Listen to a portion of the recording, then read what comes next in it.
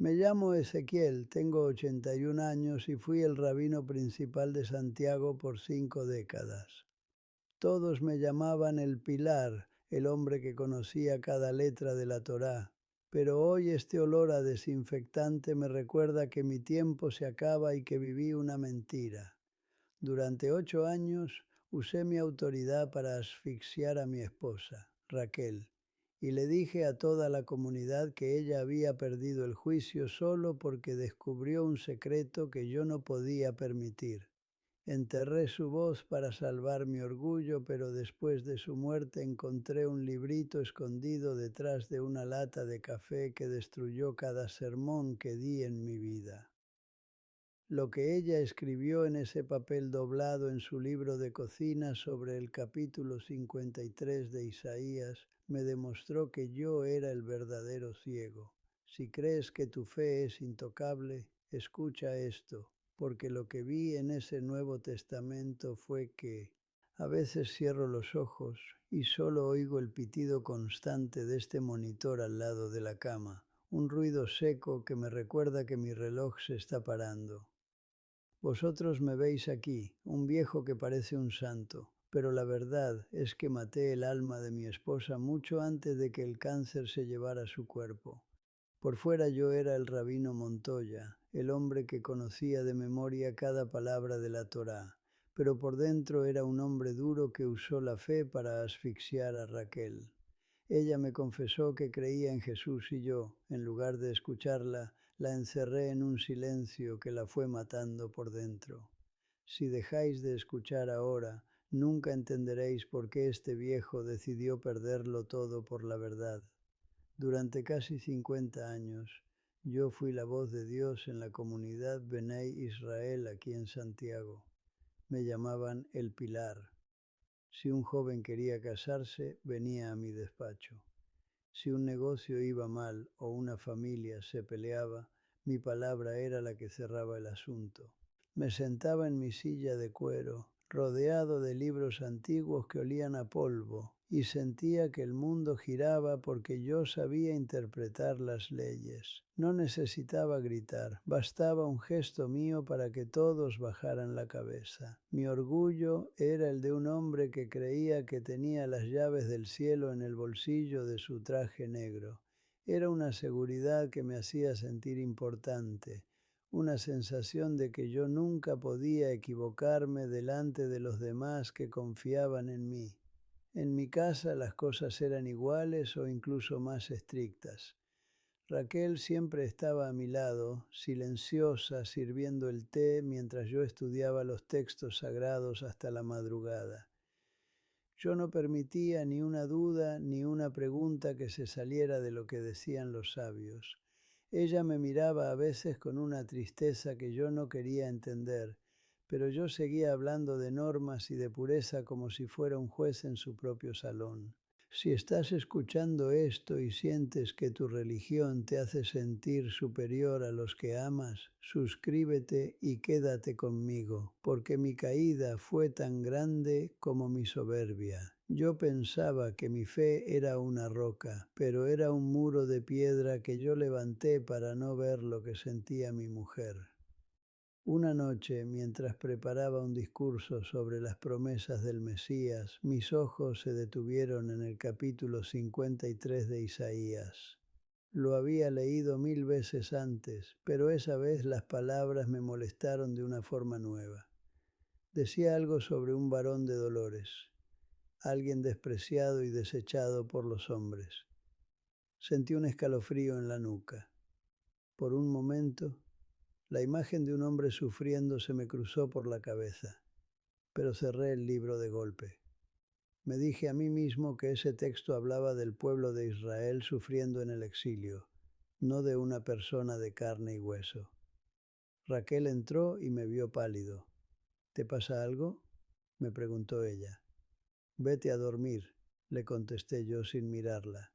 Guardé el libro y seguí siendo el gran rabino.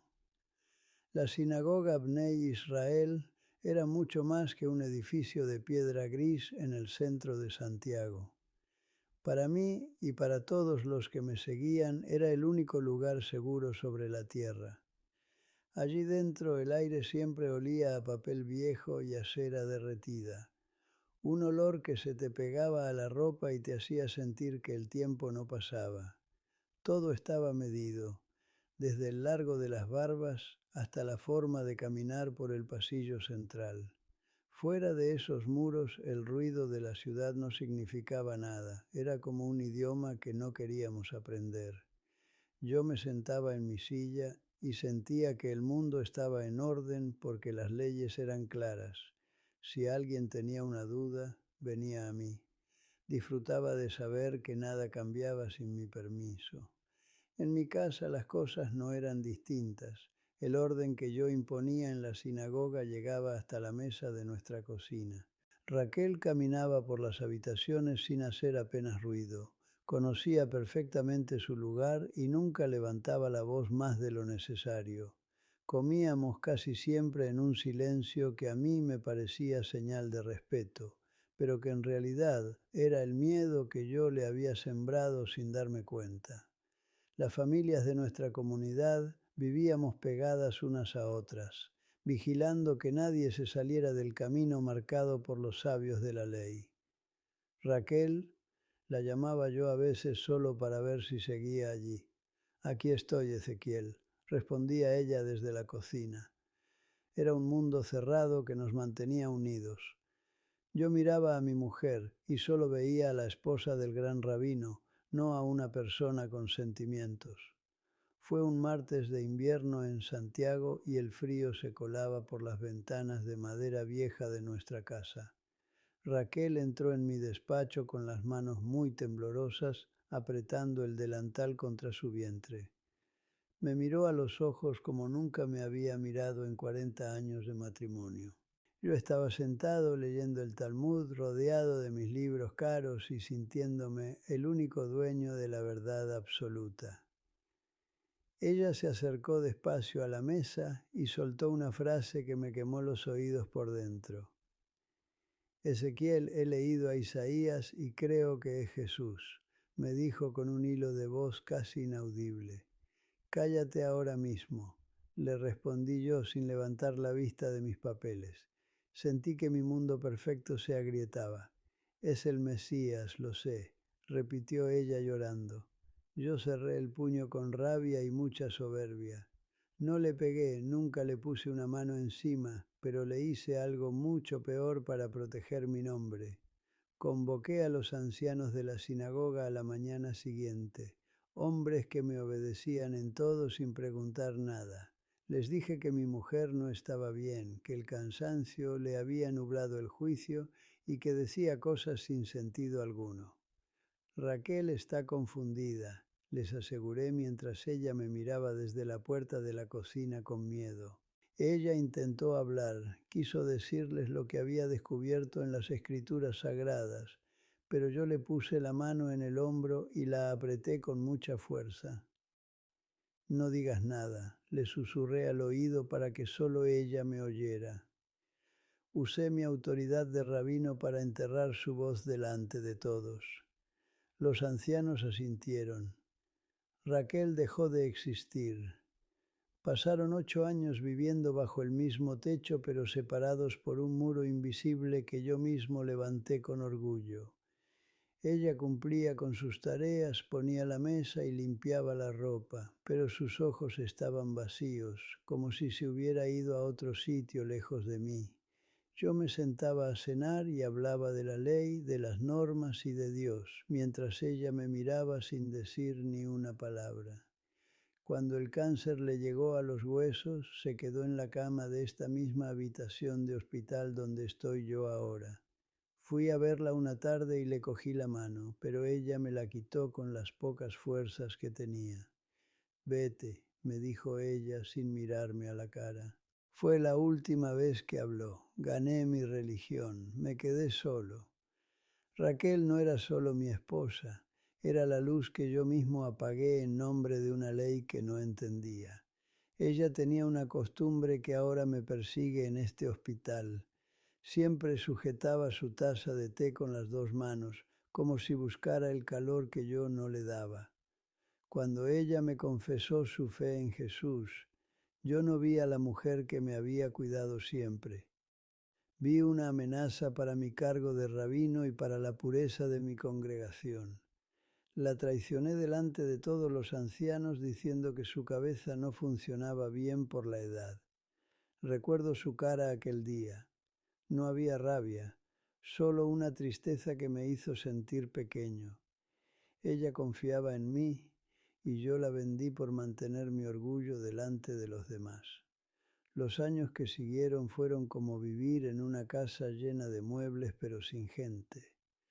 Comíamos a las 7 de la tarde, siempre lo mismo, pan caliente y sopa de verduras que ella preparaba sin decir ni una palabra.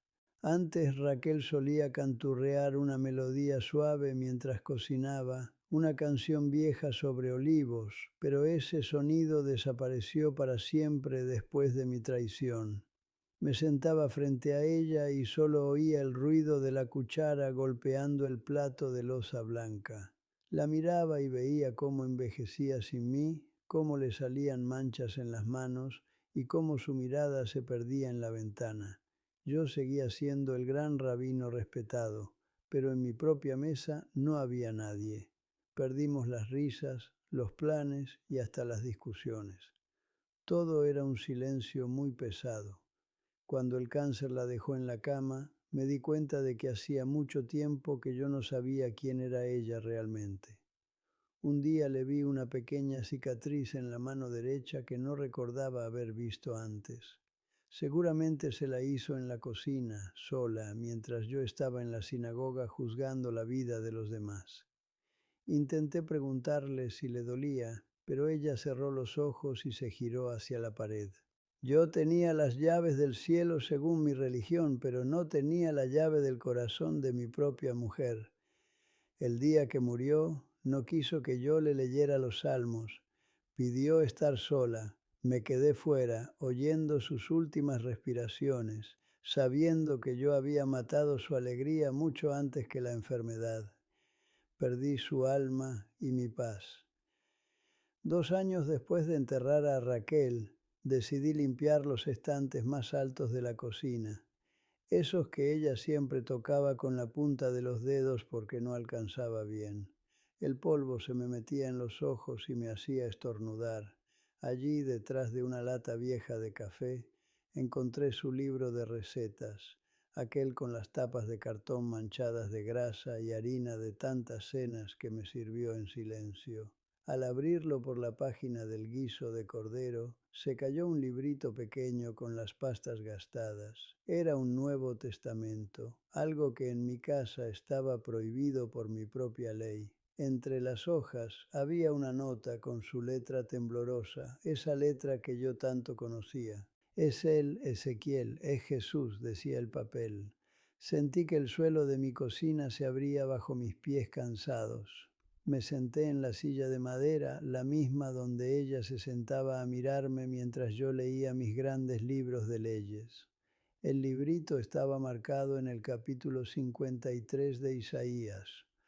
Volví a leer esas palabras que tanto me habían molestado años atrás. Despreciado y desechado entre los hombres, varón de dolores, experimentado en quebranto. Pero esta vez no oí mi propia voz de rabino buscando una excusa para no creer. Esta vez oí la voz de Raquel, suave y firme, hablándome desde el papel manchado de aceite. El texto ya no era una nación sufriendo, era un hombre cargando con mis pecados, con mi orgullo y con mi ceguera. Cerré los ojos y, por primera vez en 80 años, no tuve una respuesta teológica. Solo tuve un dolor inmenso en el pecho que me quemaba. Las lágrimas me mojaron la barba y cayeron sobre el libro de recetas. Miré hacia la cocina vacía y pronuncié su nombre en un susurro, Jesús. En ese momento el silencio de la casa dejó de ser pesado y se volvió algo cálido, como cuando Raquel me ponía la manta en los hombros durante las noches de invierno. Me levanté y fui hasta su habitación, que yo mantenía cerrada con llave desde que se fue. Toqué la colcha fría y me hundí de rodillas. Perdóname, dije en voz alta, aunque ella ya no estuviera allí para oírme. Perdóname, Raquel, perdóname, Señor.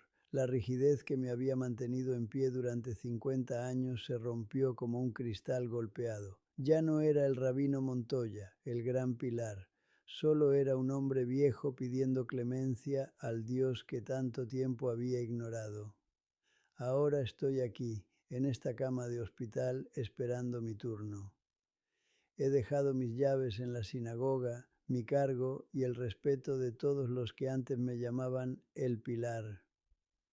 Para mi gente, ahora soy yo el que está confundido, el que ha perdido el juicio por la vejez. Pero por primera vez en mi vida mi pecho no se siente apretado. Aquellas palabras de Isaías 53 sobre el varón de dolores que cargó con nuestras culpas ya no son un estudio aburrido. Son la cara de Jesús, el mismo que Raquel amaba en silencio mientras yo la castigaba con mis leyes. No tengo honores ni despedidas, solo este libro de recetas viejo y la paz de saber que la verdad por fin me ha encontrado. Ya no soy el gran rabino, solo soy un pecador que ha sido perdonado. Si me estás escuchando y tienes autoridad sobre otros, no cometas mi mismo error. No uses la religión para aplastar el corazón de los que tienes cerca solo por salvar tu orgullo. Yo maté la alegría de mi mujer por mantener mi puesto de rabino, y ese es un peso que no le deseo a nadie. Si tienes a alguien a quien has callado por una norma o a quien has echado de tu vida, busca a esa persona ahora mismo. Búscala hoy. No esperes a estar en una cama de hospital para arrepentirte, porque a veces el perdón llega cuando el otro ya no está para escucharte. Mi soberbia me dio un cargo respetado, pero la gracia de Jesús me dio la paz de un hombre libre. Raquel murió con la verdad y ahora yo muero sabiendo que ella siempre tuvo la razón.